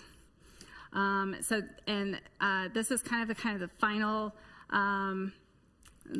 culmination of 4 work sessions that we've had between staff and the Planning Commission over the 2024, and so hopefully this is a resolution that has hit the points of some of the concerns that the Planning Commission has had over that time period, but being flexible and not pigeonholing a developer into one specific requirement or another. We want to make sure we're seeing all aspects, that we're making sure that we've looked at all possibilities and being open and being able to be creative in some of those aspects. So staff is recommending approval of case 1224, and I'm available for questions. Thank you, Ms. Cricks. Any questions for staff? Mr. Chairman? Commissioner McGurn. This is probably minor, but, and I think this came up in the work session, but aren't points 3 and 4 on the recommended changes kind of process comments that wouldn't be in the LDO? It would just, we would be referencing something that had already happened that wasn't part of the final document, wouldn't we?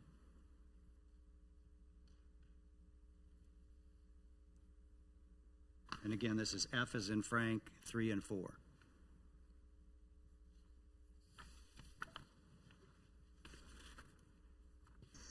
This is Marcy with legal. I think you want 4, because I think you ultimately want it to be an agreement that the governing body is going to agree to. 3, I could take or leave it because staff might recommend against it and you might recommend it and the governing body might recommend it too. I don't know that staff's recommendation is paramount, but I do think you want it set forth in an agreement, and then that would go to the governing body when they consider it. I'm fine with that.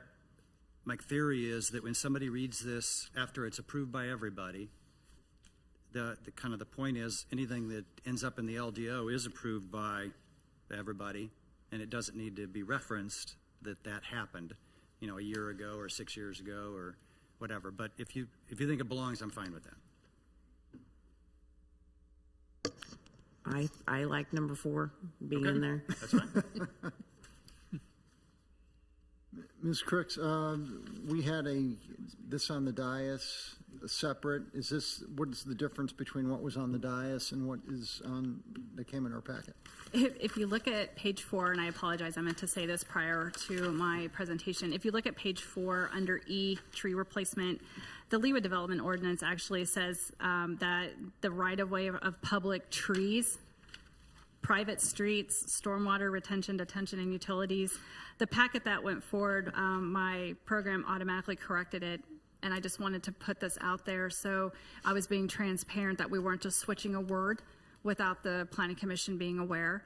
So the document that you received Friday actually already says public streets, private streets, stormwater, and it's all black, not showing that it's being changed. I just wanted to be transparent with that minor change, even though it doesn't really have a great bearing over the ordinance overall. It's just a change that I wanted to make sure that I was being open with. Okay, thank you. Wanted to get that clarification. Any other questions for staff? Mr. Chairman, I'd like to redirect attention to section 3, F3, requiring a staff recommendation of approval of the alternate plan. It is possible, not likely, but possible, that a plan could be approved with a staff recommendation for denial. But to leave this provision in the ordinance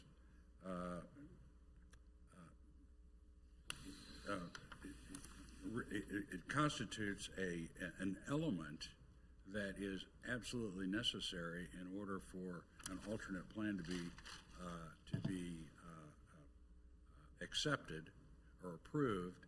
And so it seems to me that a staff recommendation for approval should not be a critical element of the requirement for approval. And if I can jump in here, I said before that could go either way. I'm thinking back now to when that was drafted, and I think the idea was this is going to require them to work closely with parks superintendent and an arborist, and they're going to have to recommend it. So if the tree guy is not on board with it, I don't think it's probably going to get much further. So when I look at this, I know we have staff recommendations in planning cases, but I think this was meant to be broader, that city staff in general, I mean, that could be public works, that could be parks more so than planning. And so now that I think about it again, that was why that was drafted. It doesn't say the planning staff could still have an issue with the overall development, and this is going to be one tiny part of it. So it doesn't necessarily mean that. I think it means staff needs to be behind this alternative plan, and so they need to work with the city to come up with this plan. Well, if the planning staff recommends denial, is it possible that the plan presented by the applicant can be approved? Yes, but keep in mind too, this could be a very large development and the trees is one factor. So planning may not recommend a rezoning. Planning may not recommend, some other issue that comes up in the development where the replacement of trees is one tiny factor. And if Parks comes in and says, we love what they've done with the trees, but Michelle's office doesn't want to recommend the development for a totally unrelated reason, that could happen. And you could still approve it, but that's why I think this is more about this alternative tree plan. City staff has to be on board with whatever plan the developer comes through to fit under this. Am I making sense? I'm still troubled by this because if the planning staff recommends denial, then one of the elements required in order to obtain approval has not been sustained, has not been accepted. And maybe we could change it to say park staff recommends, and it doesn't say recommends approval of the preliminary development plan. It says the alternative plan. Under this subsection, that's it could also say alternative tree plan, and maybe that would make it more clear to say park staff recommends approval of the alternative tree plan. That makes it narrower and I think better. So thank you for that.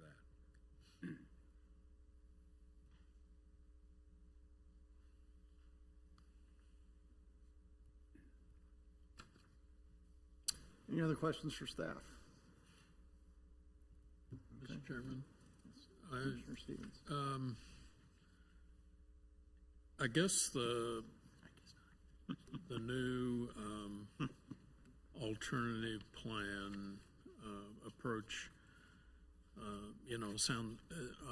believe sounds good in this, and it's amending, or it's being added to section 16.4.3, which is the landscaping requirements for all districts except for the single-family residential and two family, I guess, or two, yeah.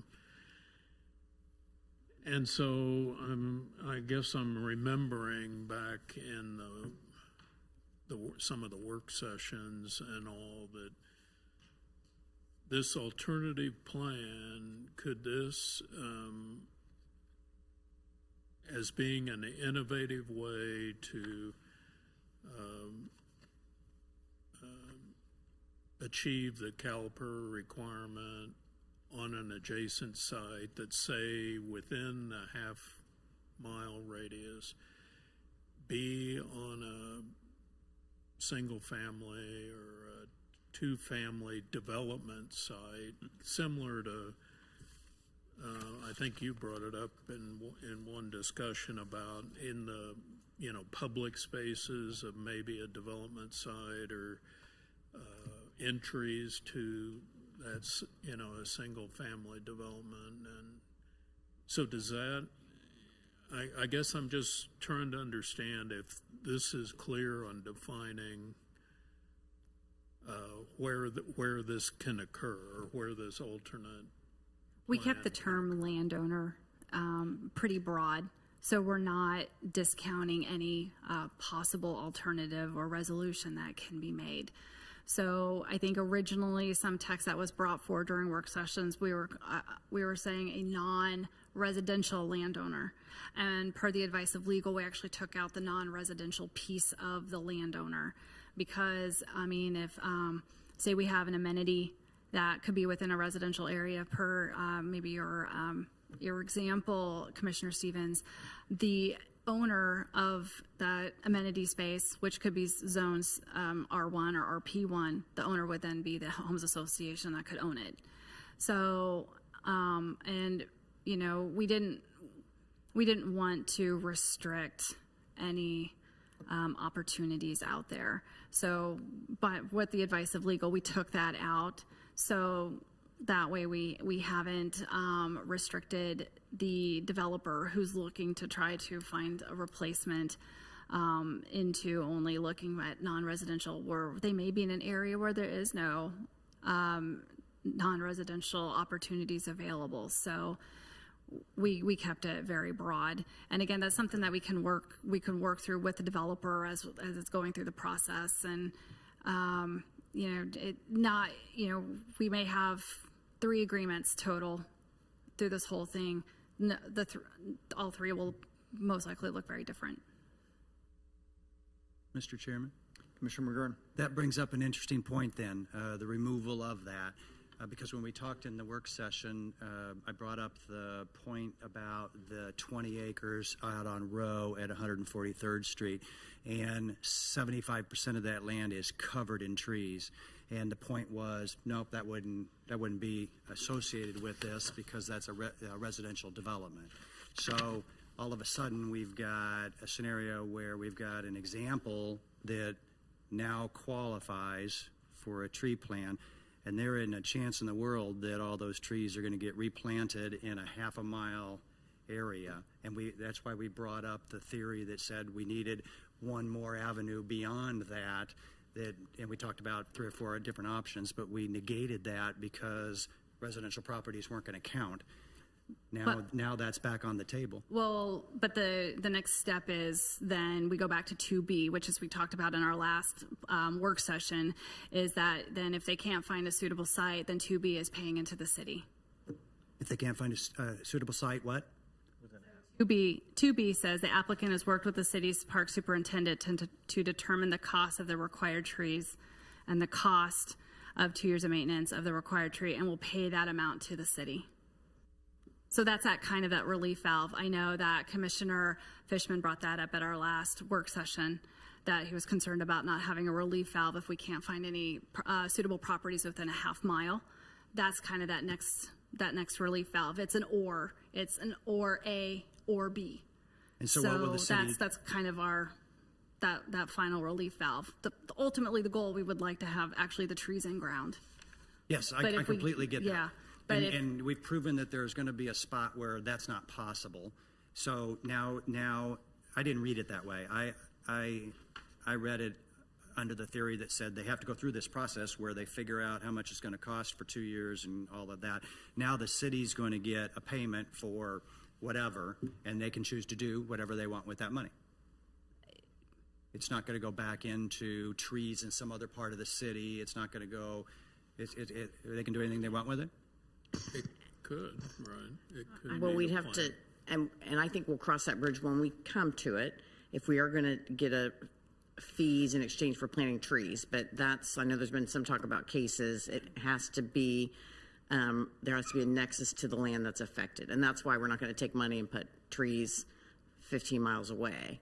That's why there's the half-mile radius to keep it close to the property, and we would have to set up those boundaries once we did accept some fees, and that's not really in here because that would be in a different ordinance setting up the fund. Okay, so that's to be determined where the fees would be expended. But I think if I'm understanding your question, the removal of non-residential or whatever the word was in here does not change the applicability of this section overall. This would not apply to a single-family zoned property. I thought we just said we removed that reference to residential That's properties. if in, let's say it's a commercial development and they can't find a place for all their trees and they want to do this alternative tree plan and it's bordered by residential or an HOA, they might be able to do an agreement with their neighbor. And we don't care if it's commercial, BP, rec, single family. We don't care what type of property it is. It may or may not work. That's where Michelle was saying we're leaving that open. But if there's a property out south that's zoned residential and it's all going to be single family homes, this does not apply. Okay, so we're because if you look at the title, 16.4.7.3, it says other districts. And somebody asked that question before. 16-4.7.2 is single family. So this wouldn't apply to single family zoning. Does that address your? It takes us back to where we were 20 minutes ago. Okay. Thank God. Mr. Chairman. It is very confusing. Commissioner Fishman. I'm sorry. I still want to follow up on number 3. I'm sorry to belabor this, but, I'm sitting here thinking about this, and for an ordinance to require any staff,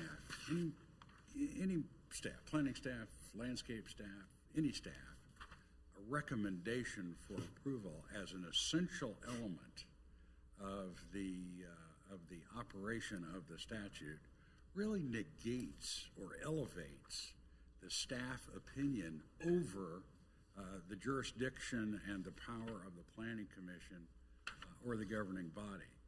It just seems to me that an administrative recommendation of denial should not be, or of approval, pardon me, should not be an essential element of any ordinance that is adopted by the planning commission and the governing body. It just to do it this way just renders the jurisdiction of the planning commission and the governing body kind of, I should say it negates it. My recommendation would be to avoid the ambiguity by removing 3. I don't think it adds anything, and it certainly adds, it doesn't add anything positive, and it certainly creates an ambiguity or a complication. So my recommendation is that 3 is unnecessary and it should be removed. If I can just comment on that, this is the idea, the principle behind this is that it would be a compromise and come to the table and work it out. I understand totally what you're saying, but I think the idea here is that we would come together and either under 2A figure out a way where we can plant some trees, or if that's not possible, under 2B figure out a way what the cost would be, and the city will take that on. And I think we would like the Parks Department, who are the arborists and the tree specialists, to be on board with that. But I understand what you're saying. The black and white, the hard and fast, is the requirement to replace the trees. And this is just kind of a more pliable option if we get where, because the other alternative is if we don't do this, or that they can never meet an agreement, then they got to meet the tree requirement. And they got to redraw parking lots and buildings and plant the trees. So that's an option too. But this is a way to hopefully work with developers and applicants to come to the table and come to an agreement. So that's the idea behind it, but I understand what you're saying, and that's your call. No, I understand that, this is a positive change to the ordinance. And 2B particularly is a relief valve that permits the city and the applicant to come to some agreement that if they can't put trees within a half a mile, all that's well and good. I'm really thinking more broadly about this. Does any ordinance require as an essential element or a positive recommendation from the staff? Because again, it seems to me that it negates the power of the planning commission and the city council, and it just shouldn't be permitted. So I've had my say. Mr. Chair, Commissioner Franze. procedurally, is what would happen is if staff at some level, some department didn't like the tree plan, the planning staff would recommend denial, because you'd say you don't have an alternative plan that meets the elements. And then the planning commission could decide to either overrule that and recommend approval, and the governing body is never bound by their prior ordinance. Every new ordinance can do whatever it wants to do and change a prior one. So I think the concern is that we would never get to see it, but I don't think that's accurate. I think we would still get to see it. We'd get to see it with a recommendation of denial, and then the governing body can decide what they want to do. And that might be more a planning question. I think it probably would come through with an explanation that we tried to come to this agreement. This is what the city wants, this is what they want. And they're not, because ultimately they wouldn't meet the LDO then, because they wouldn't be able to put the required trees. And so it could come with a recommendation of denial. We've seen those cases before, because they don't meet the LDO. And then the applicant could come try to convince you that it does meet the requirements of this section. And then we can vote to approve. And then we recommend, and governing body could approve it. And so I think you're concerned that there's no way to get past a staff disagreement I think there is a way to get past it. Well, with due respect, if the staff recommendation for approval is an essential element of the ordinance, I don't think that the planning commission or the governing body can merely ignore that essential element by just moving on. That's the way it seems to me.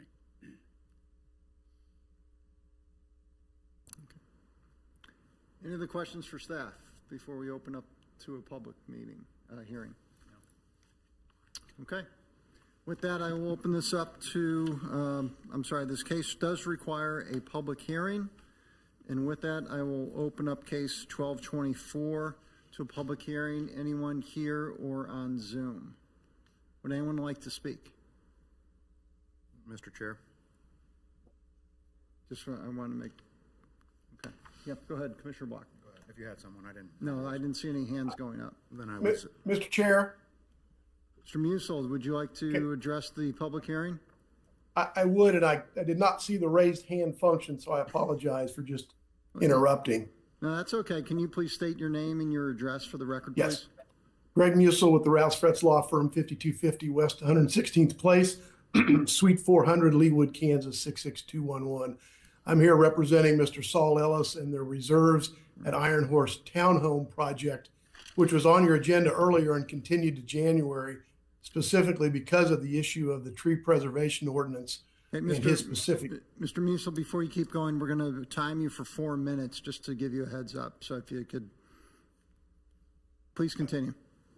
Well, 4 minutes isn't enough, but 151st and Mission southeast corner is a 6-acre tract. 2.5 acres is an Evergy easement. The rest of it is almost all wooded.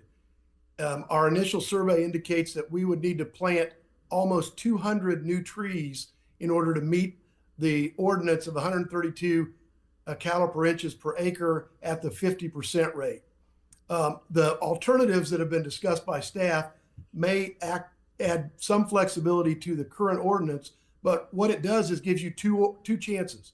You can plant 192 trees, or you can go find somebody within a half mile that has room for 192 trees who will keep them for 2 years, or you can pay the city what we estimate to be as much as $100,000 for the value of buying 192 trees, planting them, and maintaining them. Those are not options that create the flexibility or the creativity that I've heard staff suggest. And I know you've worked on this a bunch of times. I've read through your minutes from your 4 work sessions, but I don't think this is an adequate alternative. I think Mr. Fishman's comments are very appropriate. You are attempting by ordinance to delegate a governing body decision to staff. Making the staff the veto power is not done in any planning commission statute or other ordinance that I'm aware of, to give staff basically the veto power to say, nope, we do not recommend this, and therefore it would not meet this revised ordinance. At a minimum, Section 3 needs to come out. There's a question about the nexus, which is a Supreme Court constitutional requirement that when you impose fees on a property, they need to be relevant to and used to reduce the impact of that development. The second alternative of paying up to $100,000 on our site to the city for any use whatsoever, according to this ordinance as written today, is unconstitutional in my opinion. I know Ms. Knight says we'll take care of that later, but I don't think that's good enough. The costs are significant on a 3.5 acre site. What you will essentially do on a site that small that is attempting to put some townhomes for an alternative housing option in Leawood, it could easily kill that project and eliminate the value of that site. What you had on your agenda tonight was a downzoning from a local commercial, neighborhood commercial retail zoning to an RP3. You also treat RP1 and RP2 differently than RP3 and require us to do, as I said, almost 200 trees on this site because what's left after Evergy cleared its easement is trees. And when you do the setbacks from Mission and the setbacks from 151st Street, those trees are going to come out. This is not a true option for Mr. Ellis's site. There may be others in the city that also need a complete relief valve or a better relief valve than is in this proposed ordinance. I would ask the Planning Commission to consider a more reasonable and fair deviation process for those very unique sites like this 151st and Mission site, so that it can actually be developed, planting as many trees as we reasonably can and with reasonable health can on the site. But there's no way you're going to find somebody within a half mile who's going to let you plant 200 trees. To what end? Do they have to keep them? Are they then subject to tree preservation? Can they cut those trees down after 2 years? There's a lot that's unanswered here, despite the work that you've gone through and the work that staff has done. I think it's premature, and I don't think this ordinance solves the issue that you recognized when you started working on this in April. Be happy to answer any questions. Thank you very much, Mr. Musil. Is there anyone else on Zoom or in the audience that would like to speak for the public hearing? Mr. Chair. Commissioner Block. Seeing none, I move to close the public hearing. Commissioner Block, is there, second Commissioner McGurran. Any discussion on the motion? Okay, all in favor of closing the public hearing, please signify by saying aye. Aye. Opposed, nay. Public hearing is closed. That leads us to discussion on the proposed case. Any commissioners like to speak on case 1224? Commissioner Franze. Yeah, I just had a question for staff and Marcy. I know that the city of Kansas City, Missouri has a parkland requirement for new residential dwelling units, that when you submit a preliminary plan that includes new dwelling units, if you're not putting a certain amount of green space on the property, you have to pay a fee in lieu of that to the city. Have we looked at that to see, do they have more substance in the ordinance about where that fee goes, or I mean, that's been around for a while, and to my knowledge, has not been challenged at all. So if we mirror that, I would at least feel comfortable that we're matching what somebody else has done. We do currently in the ordinance have park impact fees that impact both residential and non-residential development. For residential development, it is $400 per dwelling unit that goes into the park impact fee. And so that fee goes into a fund created that goes to the maintenance of city parks. And is the language for the setting up of that fund and how those funds are used included in the ordinance that levies the fee? Or is it, I guess I'm getting to the public comment there, should we be having more substance in here about where the fees go, or do we not need that until we actually establish a fund for the fees? I think it's when you establish the fund for the fees. Okay. And it is in the ordinance on the park impact fee. I'm not familiar with KCMO's fee that you're referencing. Thank you. Thank you, Commissioner Franze. Any other? Commissioner Fishman. I agree that Section 3 effectively gives the city staff veto power as over the opinion and vote of the planning commissioner of the city council. A veto power, I think, is a good way to say it. I just don't think it's appropriate to be in an ordinance, and for that reason, I am going to vote for denial of the motion. Thank you, Commissioner Fishman. Commissioner Block. Maybe I see it differently. I guess, all of our work on this, staff's work, legal department's work, is looking for an alternative. And I know that Mr. Musil, his case isn't up for consideration tonight, but I guess the alternative, and again, not to get in the particulars of that case because we haven't even seen it, is he can comply, or his applicant, the owner of that property can comply with the current ordinance and plant those 100 and whatever trees somewhere else on the property, and that's his option. What we're trying to do is give him an alternative to not doing that, and if it's going to cost some money, it's going to cost, he needs to pay for the trees one way or the other. I mean, that's what the ordinance currently says, or the ordinance says that he's got to plant X number of trees. That's a requirement based on what he's been given at that site. And again, I hate to use his specifically, but since that was brought up tonight. So again, the term relief valve has been used a couple times, that I see this as, okay, you can't comply or don't, for whatever reason, don't want to comply with option A. We're giving you option B now, and we'll come up with a plan together. If you don't want to go to that plan, then go back to option A. So I don't see this as closing this. All that staff is going to do is recommend approval of this alternative plan.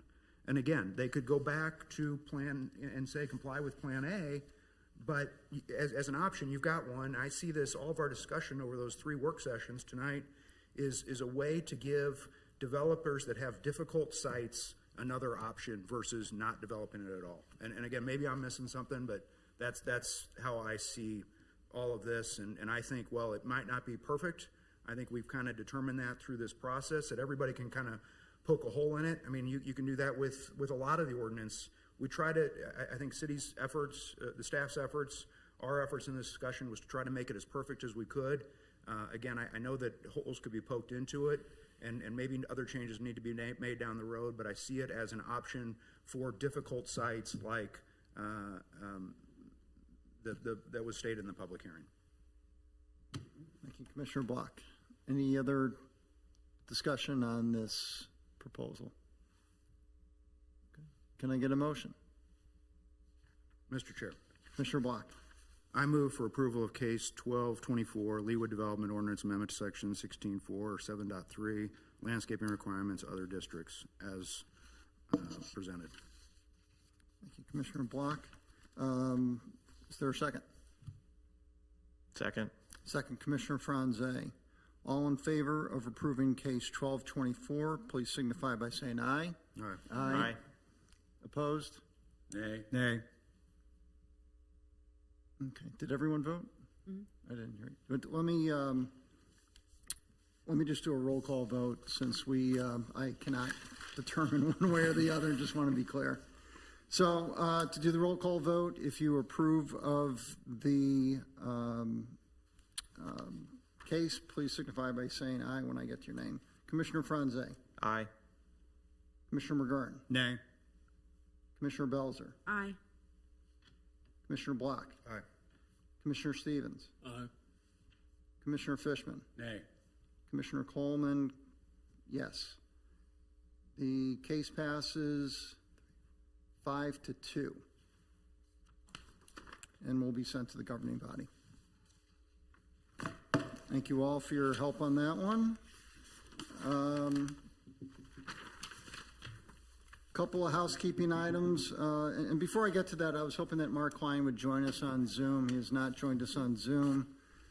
If he was able to, this would have been his final Planning Commission meeting.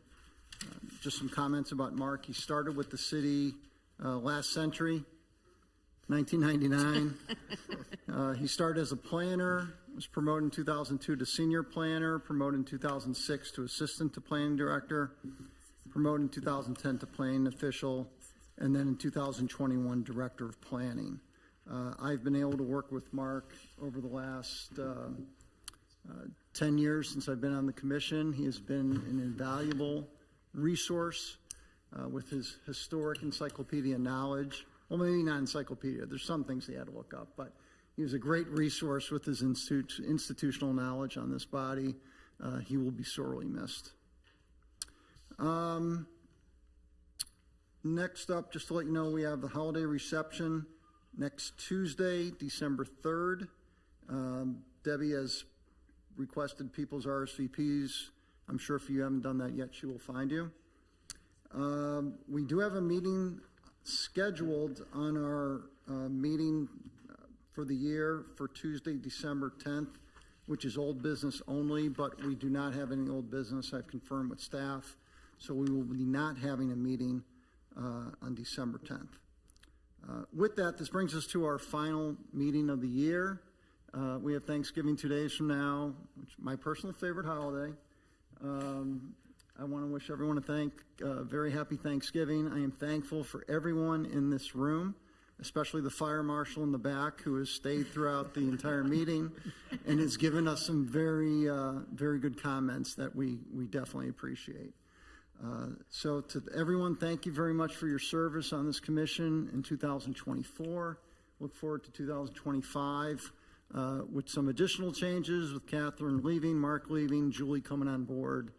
It will be a year of transition for us for sure.